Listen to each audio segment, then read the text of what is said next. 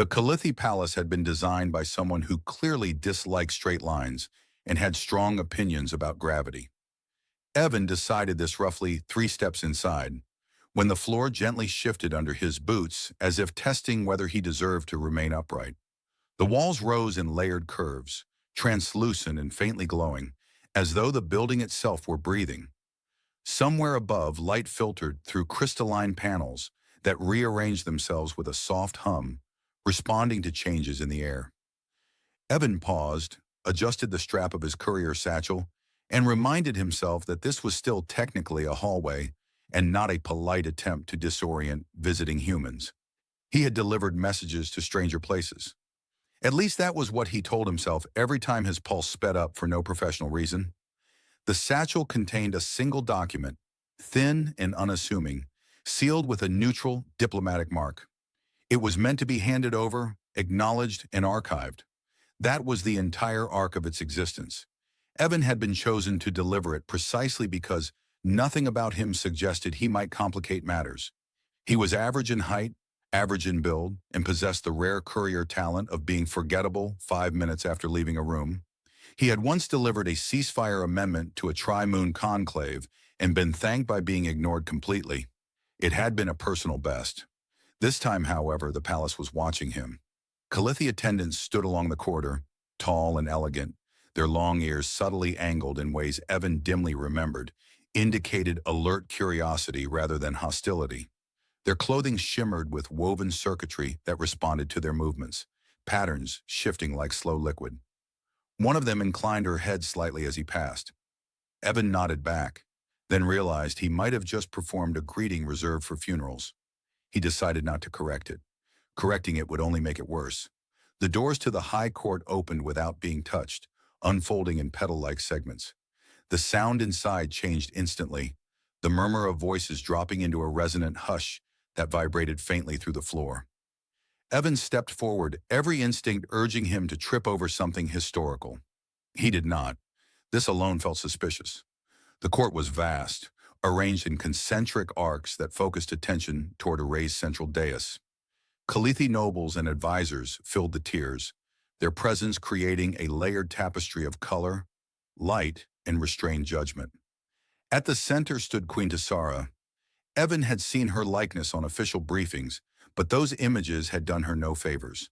In person, she carried stillness the way others carried weapons. Her posture was relaxed but absolute, as if gravity had negotiated terms with her personally. Her long ears bore delicate metallic filigree, each piece etched with symbols Evan recognized without consciously translating. Old lineage markers, the kind his grandmother used to trace absent-mindedly on the table when she thought no one was paying attention. Evan swallowed and approached, stopping precisely where protocol indicated. He removed the document from his satchel, smoothing it once out of habit. He did not think about the language he had used. He never did. Thinking about it made him self-conscious, and his grandmother had always said language only worked when you trusted it. He bowed, not too deeply, he hoped. By mandate of the Interstellar Cultural Accord, he said, voice steady despite everything, I deliver this message to Her Radiance, Queen Tessara of the Kalithi. He extended the document. An attendant accepted it and passed it to the Queen. Tessara took it with measured grace, her expression politely neutral. Evan relaxed a fraction. This was the part where nothing happened. This was the part he was good at. She opened the document. The first line caught her eye. Evan saw it in the slight stillness that passed over her features, like a held breath. Her gaze moved slowly, deliberately, following the script. Around them, the court remained silent, but something in the air shifted. The lights overhead dimmed imperceptibly, responding to changes in neural resonance that the palace systems were designed to detect. Evan had read about that. He had never expected to trigger it. Tessara reached the final line. For a heartbeat, she said nothing. Then she laughed. It was soft and incredulous, the sound of someone discovering an old memory tucked inside a place they had long since stopped looking. The court stiffened collectively. Evan's brain scrambled for possible offenses. Laughter was not on the list he'd memorized. She stepped down from the dais. Evan did not move. largely because his legs had temporarily resigned. Tessara crossed the space between them with calm purpose. Up close, her eyes were sharp and searching, filled with something that looked dangerously like recognition. She stopped in front of him, close enough that he could see the fine texture of her skin, the subtle differences that marked her as Kalithi, despite her otherwise human appearance. She raised one hand as if to speak. Instead, she kissed him. It was brief, warm, and utterly undeniable. The kind of gesture that did not ask permission from reason. The court exploded into silence so complete it felt engineered. Evan's mind produced several thoughts at once, none of them helpful. He was fairly sure he had just violated diplomatic law, Kalithi tradition, and possibly a few personal boundaries he hadn't known existed. He opened his mouth, then closed it again, because no version of, "I'm sorry, I think my grandma did this," seemed adequate. Tessara stepped back, her composure already returning, though her eyes still held a glint of something dangerously alive. She looked at him as one might look at a solved puzzle that raised more questions than it answered. "When?" she asked calmly, her voice carrying effortlessly through the chamber. "Did you learn our language?" Evan swallowed again. "My grandmother," he said, because honesty had carried him this far, and abandoning it now felt unwise. "She said it was rude to speak to someone in words you didn't respect." The queen smiled, small and sharp, and deeply unsettling to every advisor present. The palace lights brightened, uncertain what to do with this development. Evan stood very still, wondering if this was how history usually began, or if he had simply taken a wrong step in a hallway that disliked straight lines. No one spoke. Evan noticed this first because silence in a room that large usually had texture. There were always small sounds, fabric shifting, breath moving through unfamiliar lungs, the quiet hum of alien technology pretending not to listen. This silence had none of that. It was as if the court itself had paused to wait for instructions from reality. Queen Tessara turned away from Evan and faced her court. The transition was seamless, like a door closing gently on a private room that had never officially existed. Her posture straightened by a fraction, and that fraction carried authority. The long ears that marked her lineage angled outward in a configuration Evan dimly remembered as ceremonial neutrality. He was absurdly proud of remembering that at all. "You are dismissed," Tessara said. The words were simple, but they landed with weight. The palace reacted instantly. Light patterns shifted along the walls, indicating a procedural override. Advisors hesitated, some opening their mouths as if physically compelled to object, only to stop themselves when Tessara's gaze passed over them. One elderly Kalithi scholar looked as though he had just watched 3 centuries of footnotes burst into flame. The court dispersed with impressive discipline and very poor emotional control. Evan caught fragments of whispered Kalithi as they passed, phrases heavy with disbelief, outrage, awe, and something that sounded suspiciously like academic excitement. Someone muttered a phrase his grandmother used to translate as, "This will ruin at least 6 dissertations." Within moments, only Evan, Tessara, 2 guards, and an attendant remained. Evan cleared his throat.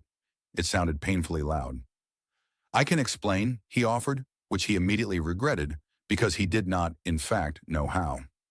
Tessara turned back to him, studying his face with an intensity that made him acutely aware of every minor asymmetry.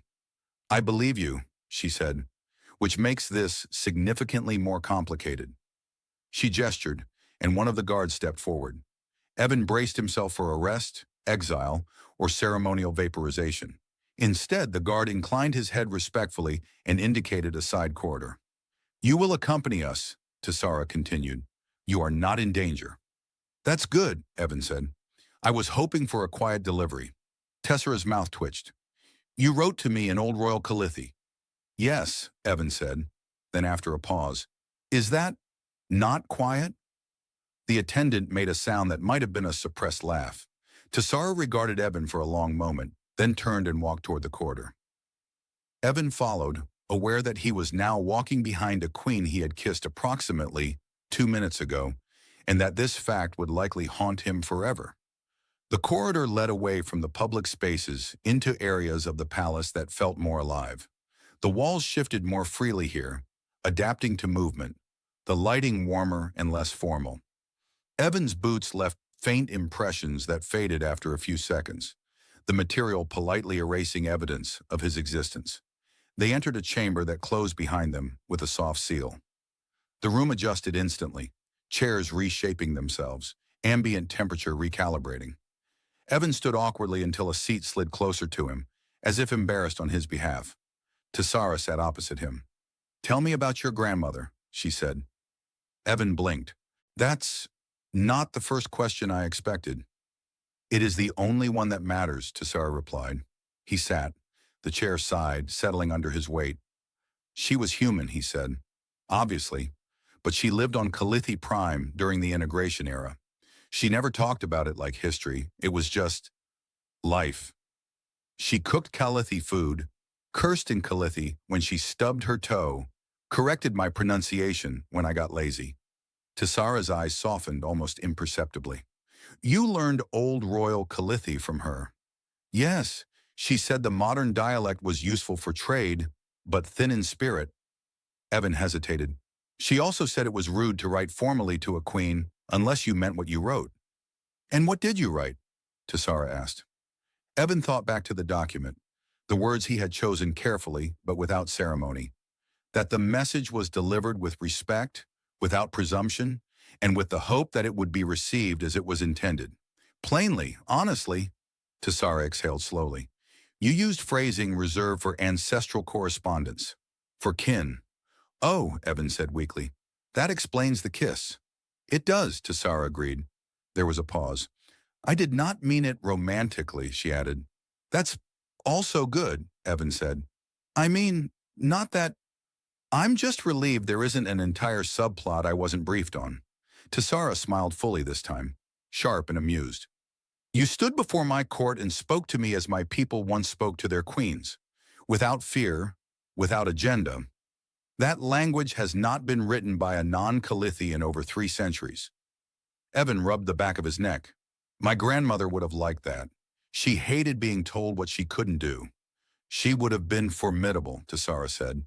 Then her expression shifted, growing more serious.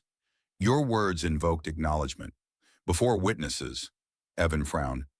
"Acknowledgement of what?" "Cultural parity," Tessara said. "In our law, when such language is received and answered publicly, it recognizes the speaker as a bearer of our tradition." Evan stared at her. "I deliver packages." "You do?" Tessara agreed. "You also carry something far rarer."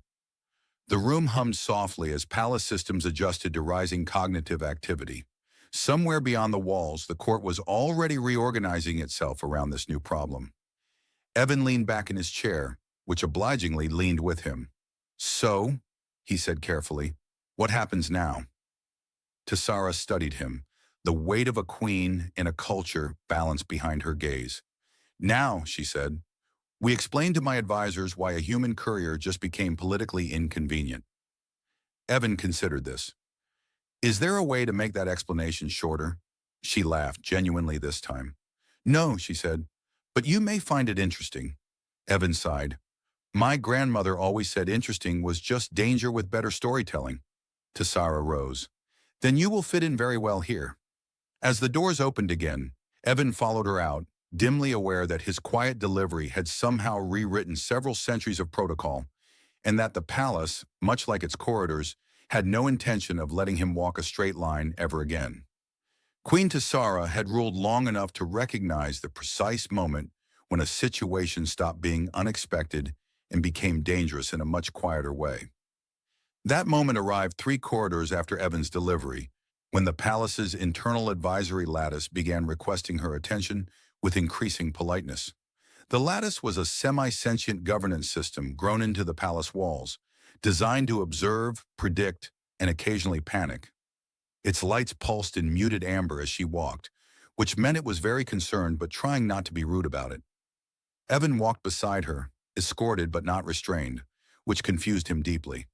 He had expected at least a bracelet, a field, or a polite alien collar.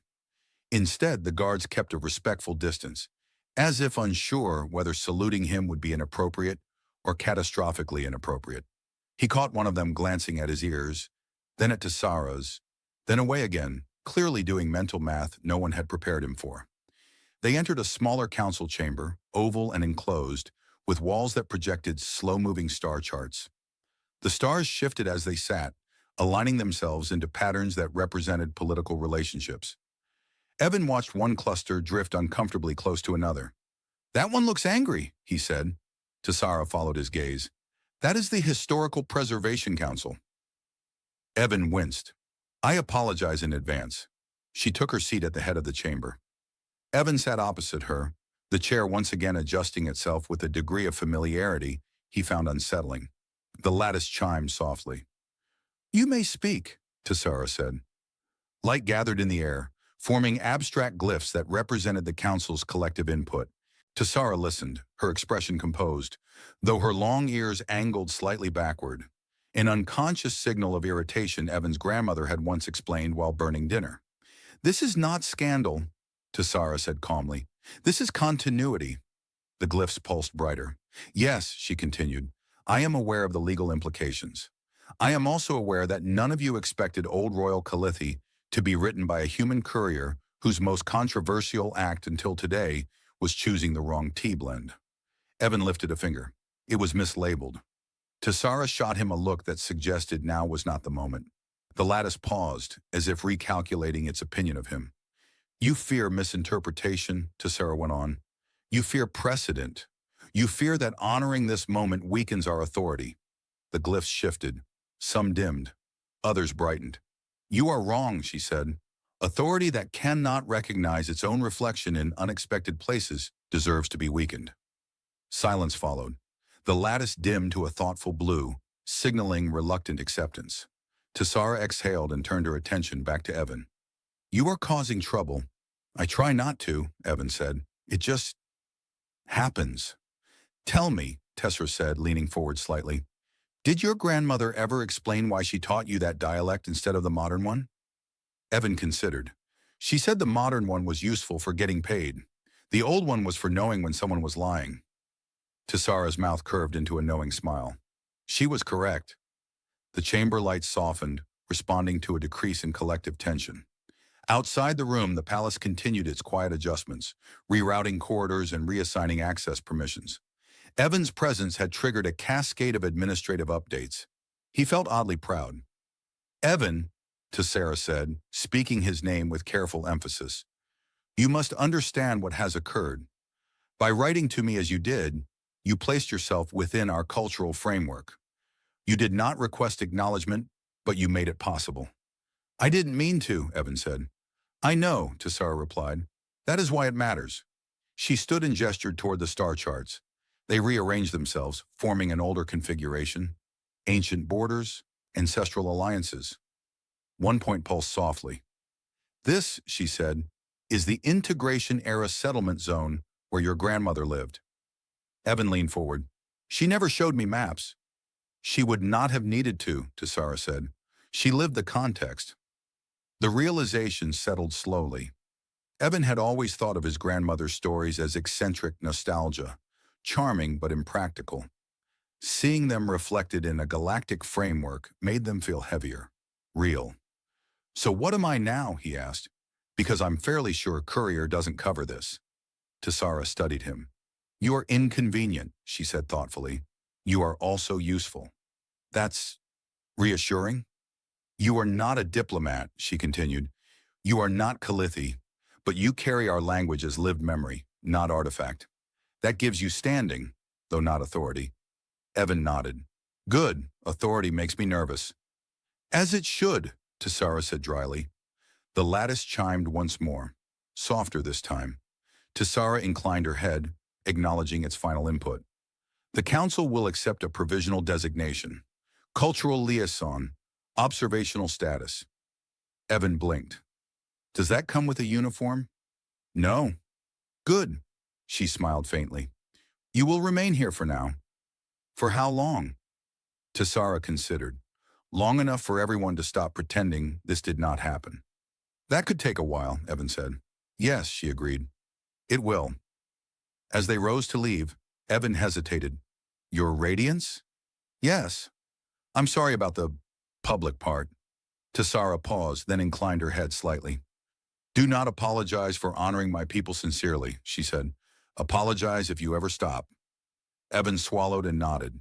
They walked out together, the palace lights adjusting to their shared presence. Somewhere deep within the structure, the lattice logged a new variable it had never encountered before: inherited understanding.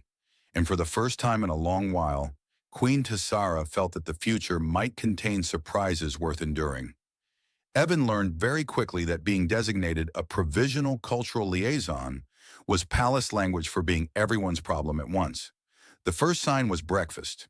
He had been escorted to a private chamber the night before, a room that politely refused to be called a guest suite, but behaved exactly like one. The walls adjusted to his breathing patterns, the bed monitored his spinal alignment with gentle disapproval, and the lighting dimmed only after confirming he was actually asleep and not merely lying there replaying the kiss in his head for the 100th time. When morning arrived, it did so without sunrise. Instead, the room brightened gradually, simulating a Kalithi dawn calibrated to circadian rhythms he did not possess. Evan sat up, hair pointing in several directions, and was immediately presented with breakfast by a surface that unfolded itself from the wall. He stared at it. The food stared back, faintly steaming, arranged with ceremonial precision. There were familiar elements, grain-like structures, fruit analogs, but also things that pulsed gently, as if considering whether to be solid. Well, Evan said to no one, this is either breakfast or a physics experiment. He poked one item. It chimed softly. That's encouraging, he muttered. When he took a cautious bite, the flavor shifted mid-chew, adapting to his taste preferences in real time. He paused, then took another bite, suspiciously. The food adjusted again. Don't do that, he told it. I don't like being psychoanalyzed by toast. A soft chime sounded near the door, followed by a polite pause that suggested whoever, or whatever, was outside had been taught manners very carefully. The door irised open, revealing Queen Tessara. She looked entirely composed, which felt unfair. Her attire was less formal than the day before, layered fabric woven with low-level nanolite threads that responded subtly to her movement. Her long ears bore no filigree this morning, a detail Evan noticed because his grandmother had once explained that removing adornment signaled intent to speak personally rather than ceremonially. Evan stood up too quickly. The chair slid back on its own, offended. Good morning, Tessara said. Is it? Evan asked. Because my breakfast just learned my personality. She glanced at the food. It does that. Can it forget things? No. Fantastic. She smiled, a small, genuine curve that eased something tight in the room. You slept. I was unconscious for several hours, yes. That is considered success. She gestured toward the seating area. Evan sat, this time more carefully. Tessara remained standing for a moment, studying him in a way that was not evaluating his worth, but his balance. Today, she said, you will meet people who are very unhappy that you exist. Evan nodded. That tracks. They will ask you questions designed to establish intent, motive, and advantage. I have none of those, Evan said. I deliver things, occasionally incorrectly. That may save you, Tessara replied. She took a seat opposite him. The room subtly reconfigured, shifting into a conversational layout. Outside the walls, Evan could sense the palace's systems listening, not intrusively, but attentively, like an audience that had been promised something interesting. Tell me, Tessara said, what did your grandmother teach you about first audiences? Evan thought for a moment. She said never try to sound impressive. Sound honest. If they want impressive, they can decorate it themselves. Tessara inclined her head. Wise. A moment of quiet settled between them. Not awkward, but deliberate. Evan realized this was intentional. A Kalithi conversational pause meant to establish shared presence. He resisted the urge to fill it. You are aware, Tessara said eventually, that many will assume your fluency is a performance. I get that, Evan said. People used to think my grandmother made things up too, like the time she said a Kalithi apology took longer than the argument. That is because it does, Tessara said dryly. He smiled. She also said that if someone corrects your grammar gently, they care about you. If they do it loudly, they're showing off. Tessara laughed, a brief sound, surprised. She understood us very well. She said you were terrible at pretending not to. Their shared amusement softened the air. Somewhere, a wall panel dimmed slightly, responding to reduced stress indicators. A chime echoed, deeper this time. Tessera stood. It is time. They walked together through corridors that no longer tested Evan's balance quite as aggressively. He suspected the palace had updated its risk assessment. As they moved, Kalithi officials joined them at discrete intervals, forming a loose procession. Some looked at Evan with open curiosity, others with suspicion sharp enough to cut through atmosphere. They entered a chamber unlike the court. This room was smaller, older, its surfaces etched with symbols that did not glow but absorbed light. At the center stood a low table, upon which rested a single crystalline slate. An elder Kalithi stepped forward, ears angled sharply upward. You wrote to our queen as kin. Evan swallowed. I wrote as I was taught. The elder studied him. Teaching implies permission. My grandmother had strong opinions about permission, Evan said. She believed respect was more important. A ripple passed through the observers. Not approval, not rejection, consideration. The elder gestured to the slate. Read. Evan approached. The symbols shifted as he focused, aligning into old royal Kalithi. His chest tightened unexpectedly. This was not a test of translation, it was a test of instinct. He read aloud, voice steady, letting cadence guide him rather than memory. The words flowed, formal but warm, careful without being distant. As he finished, the room felt fuller, as if something long absent had briefly returned. Silence followed. The elder inclined his head slowly. You speak as one taught at a table, not a podium. Evan nodded. There was tea and a lot of correcting. A faint smile touched the elder's face. That is how it was. Tessara watched from her place, saying nothing. This was not her moment to intervene. After a time, the elder stepped back. You may remain, he said, for now. Evan exhaled. That's the best outcome I've had all week. As they left the chamber, Tessara fell into step beside him. You did well. I didn't panic out loud, Evan said. I consider that growth. She regarded him thoughtfully. You make our people uncomfortable, she said. Not because you are human, because you remind us of ourselves. Evan glanced at her. Is that bad? No, Tessara said. It is inconvenient. He smiled. I'm starting to see a pattern. They continued down the corridor, the palace adjusting smoothly around them, as if accepting that this human courier, with his inherited language and inconvenient honesty, was no longer a temporary anomaly, but part of the structure now, whether anyone had planned for it or not. By the fifth day, Evan had learned three important truths about the Kalithi court. First, nothing spread faster than silence that had once been broken. Second, everyone believed they were being subtle. Third, he was now considered a resource. This last realization came to him while standing very still as a semicircle of scholars argued over him in Kalithi, occasionally gesturing in his direction as if he were a disputed artifact rather than a person who could understand every word they were saying.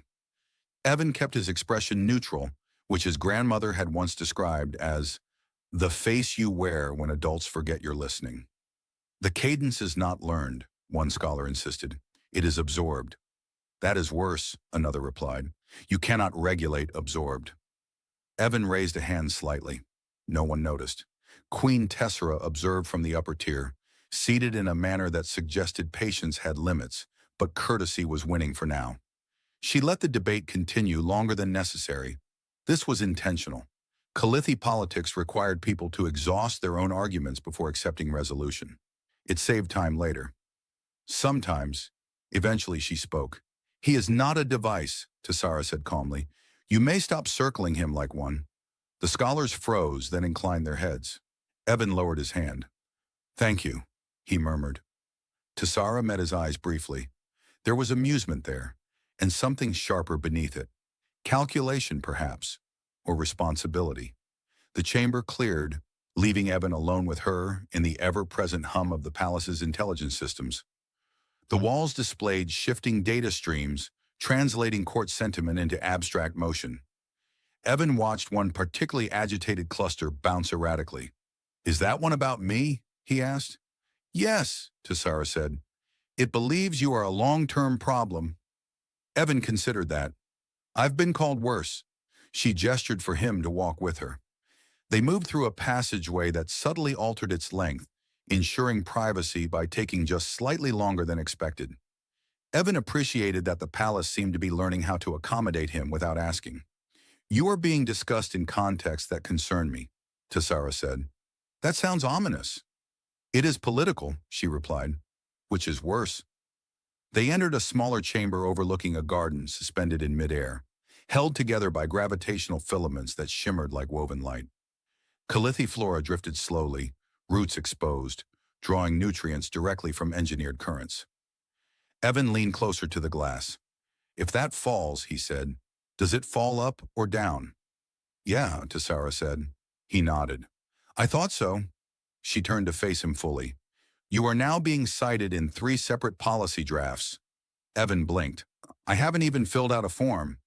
That is not a requirement, Tessara said. Symbolic relevance rarely is. She explained the situation with careful precision. His presence, his unintentional invocation of ancestral language, had become leverage. Some factions wanted to use him as proof of successful integration.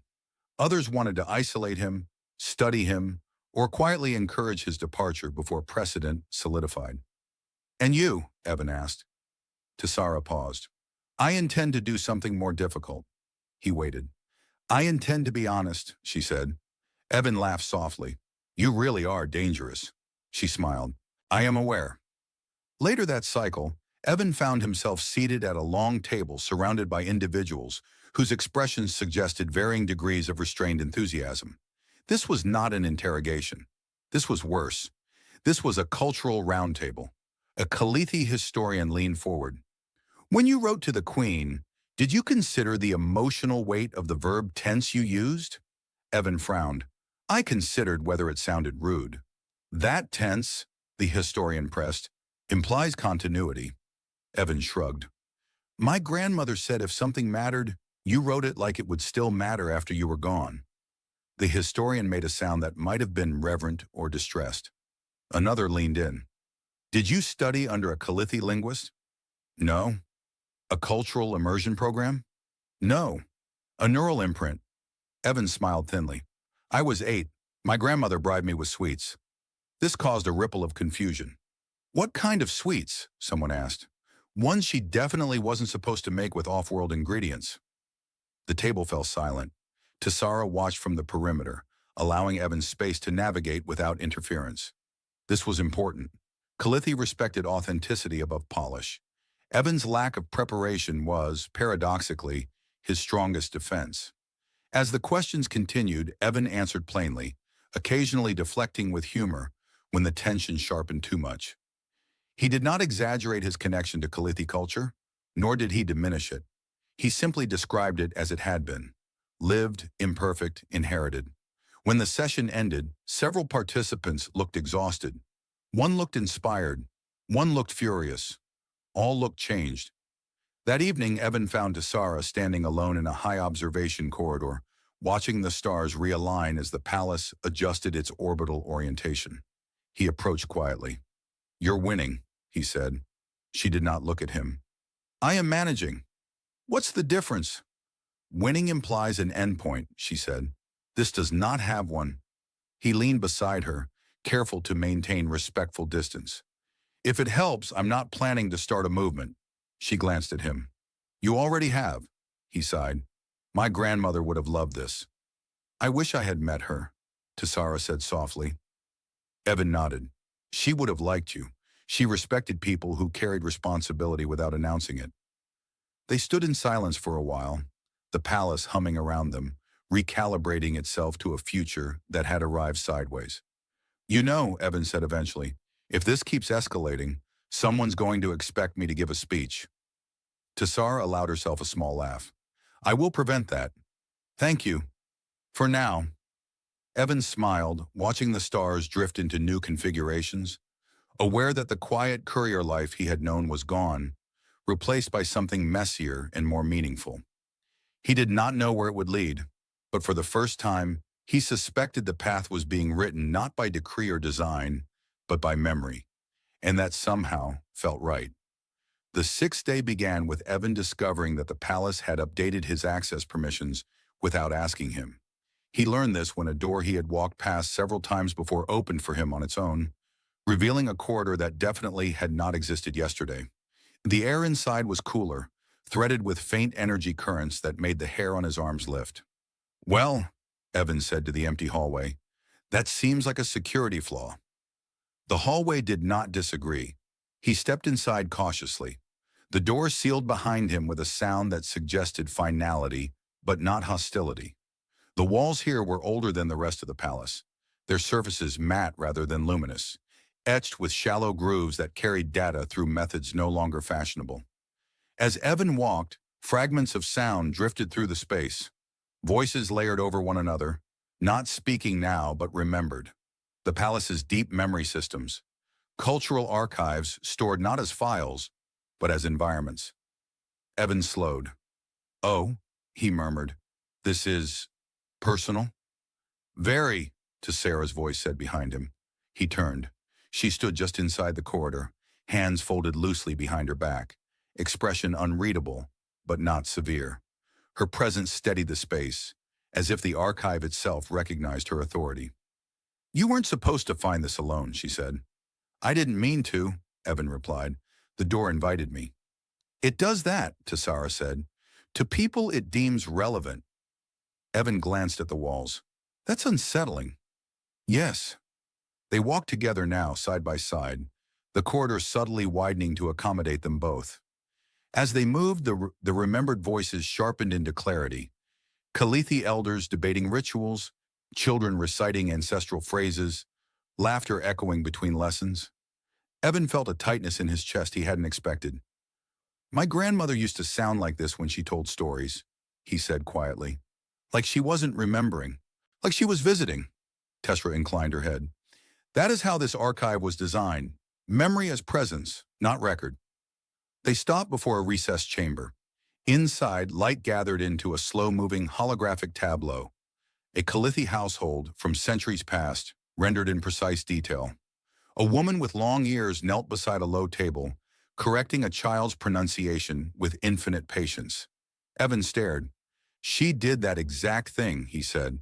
The pause before correcting. "She said it let the words settle." Tessara watched him carefully. "You speak of her often," she said. "She raised me," Evan replied. "My parents were present, but she was the constant. She believed culture was something you carried, not something you visited." Tessara stepped closer to the projection. "During the integration era, many Kalithi feared we would lose ourselves by opening our world. Some were wrong, some were right." "And my grandmother?" Evan asked. "She listened," Tessara said. "That alone made her rare." The archive shifted again, responding to their proximity.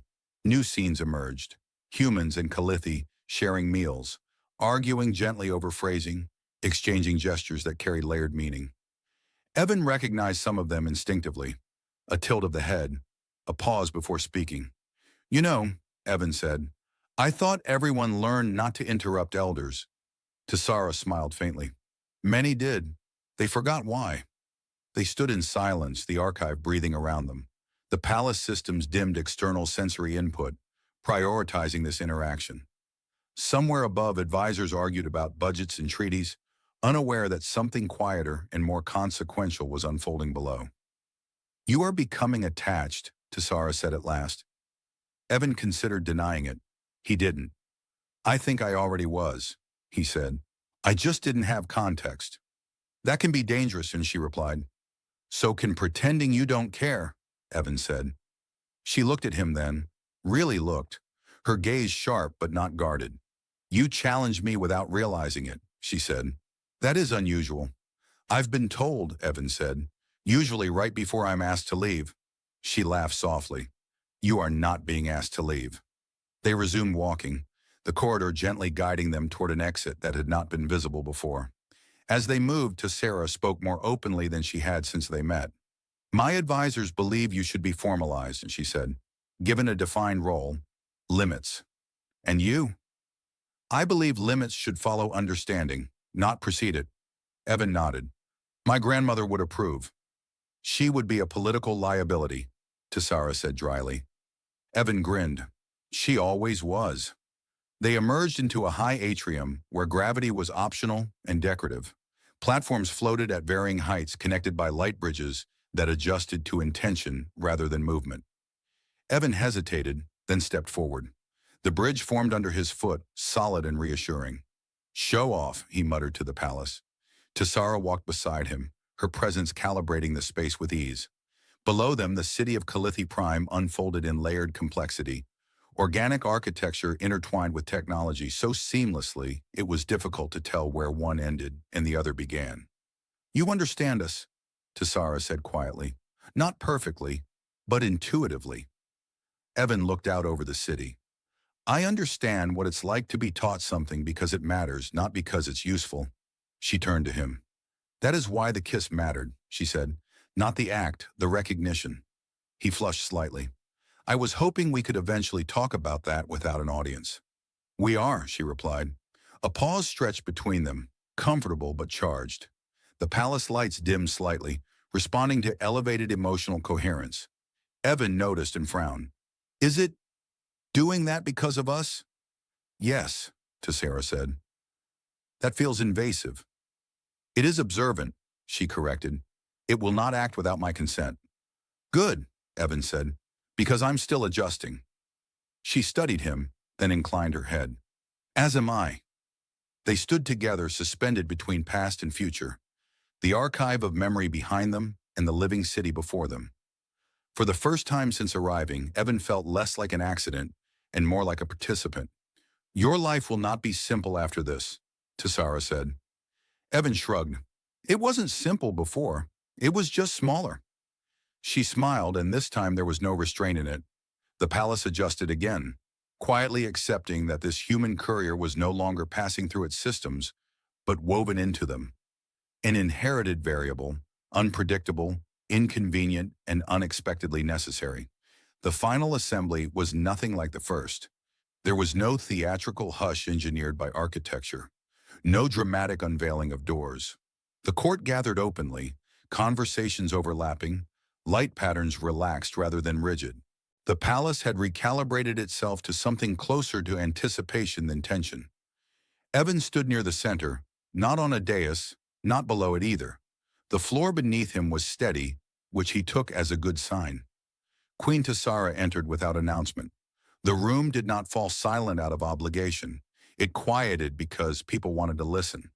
Evan noticed this before he noticed anything else, and the realization startled him more than the kiss had. A week ago, he had been a courier whose greatest ambition was not losing his satchel. Now the most powerful people on Kalithi Prime were actively waiting to hear how this would end. Tessara took her place, her presence settling the space like gravity reasserting itself. Her long ears were unadorned, signaling honesty rather than ceremony. Evan recognized that without thinking. That alone would have unsettled him once. Before we begin, Tessara said calmly, I will clarify what this gathering is not. A few advisors stiffened. Evan smiled faintly. He was starting to recognize that tone. This is not a declaration of alliance. It is not a binding treaty. It is not a romantic scandal, despite the enthusiasm of certain commentators who will remain unnamed. Someone coughed. This, she continued, is an acknowledgement. She gestured toward Evan. Evan Ardent arrived here as a messenger. He leaves that role behind today, not because he sought elevation, but because he carried something our people believe lost. A subtle shift moved through the room. Not resistance, acceptance. Evan took a slow breath. He had prepared remarks. They were very bad. He decided not to use them. Tessara turned to him. You may speak. He cleared his throat. I really was hoping you wouldn't say that. A ripple of soft laughter passed through the court. The palace lights brightened a fraction. I didn't come here to represent anything, Evan said. I came because someone needed a message delivered. I wrote it the way I was taught, not because it was impressive, but because it felt right. He paused, letting the silence do its work. My grandmother used to say, culture isn't something you preserve by locking it away. You preserve it by letting people live it badly until they get it right. A few elders inclined their heads. One smiled despite himself. She never thought of herself as special, Evan went on. She just listened, and she taught me to do the same. If that matters here, then I'm glad.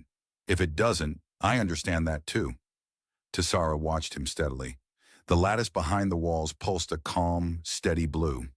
It matters, she said. She addressed the court again. By ancient law, acknowledgement may be answered. She stepped down from her place and stood beside Evan. Not above him, not ahead.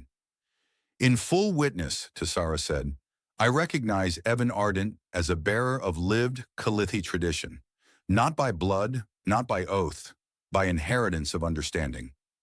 The words settled into the room, weaving themselves into the palace systems. Evan felt it, not as power, but as connection. The palace accepted the update without resistance. The elder from the earlier council stepped forward. And the implications? Tessara met his gaze. He remains human. He holds no authority over Kalithi governance. He will advise when asked and speak when it matters. Nothing more. And nothing less, the elder said quietly. Evan exhaled. That sounds manageable.